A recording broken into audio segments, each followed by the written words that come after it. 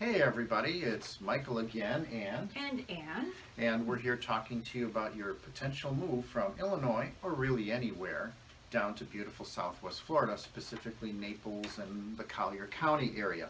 Now, if you're coming down here, especially if you're a snowbird, where you might be looking to rent your place once in a while or only come part-time for a while, much of the housing is in HOA communities, homeowners associations. Unless you're looking for something maybe older, perhaps within the city of Naples, where you're talking very high end typically, or what's the other area? Well, it's Golden Gate, and that's the wild, wild east, where you can get a lot more property and a lot more freedom. Golden Gate Estates, yeah, with your property. the wild, wild east. So let's talk a little bit about the pros and cons, but before we need you to like, hit subscribe, and ring the bell. The notification bell, that's it. So, okay, back to it. Tell me a pro about being in an HOA community. One pro is amenities without maintenance. So, for instance, a pool, exercise room, things like that, a clubhouse. These are things, obviously, you don't have to build yourself. Build or pay for or take care of. Well, you will pay for them, but... Yes, you will pay for them. Coming up soon. But let's go to one of our first cons.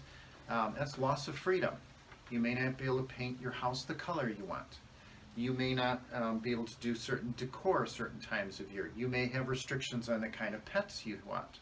Or even, and this was not down here, this was actually an HOA community back north, we had a landscaper that was doing a lousy job. We had a weed patch, and I went out after being very frustrated, put down some mulch, and what that got me was a letter from the HOA threatening a fine if I didn't remove it. Well, and that said, one of the advantages to being an HOA community is that the landscaping and the amenities are usually very well maintained. Down here. Which we'll get into a little bit later, because sometimes when you're in other communities, you can build a big, beautiful house or have a nice, well-maintained property, obviously regardless of size, but you could have a junk pile next door. That's true. Because there's no control over that. That's true. Now, one of the things you may have less control over too is whether you can rent your place to someone.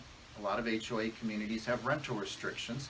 Some of them are obviously pretty good. You don't want your neighbors turning the place into a hotel or an Airbnb, but you also don't want it so restrictive that investors may not be interested in your property, because that will make the property value go down.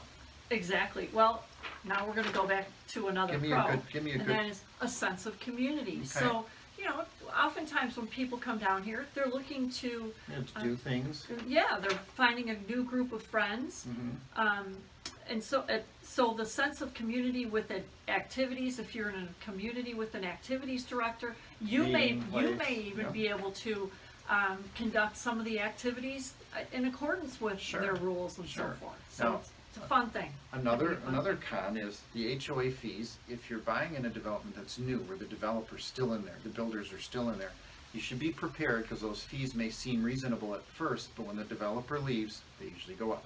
And they can go up at any time, and you have very little control over that. Well, okay, so another advantage is that the HOA takes care of problems as far as in different areas, but number one is security, the gate. Most of them are gated, yes. Yeah, I like having the gate. It keeps the hoodlums out. Yeah, there you go. Well, how come they didn't keep us out? And that's a good question. And they lock the seniors in at night. That's true. That's true. Now, you're going to likely be in a place that's run by an outside management company. There's a ton of them down here, and there are also big ones that manage many communities.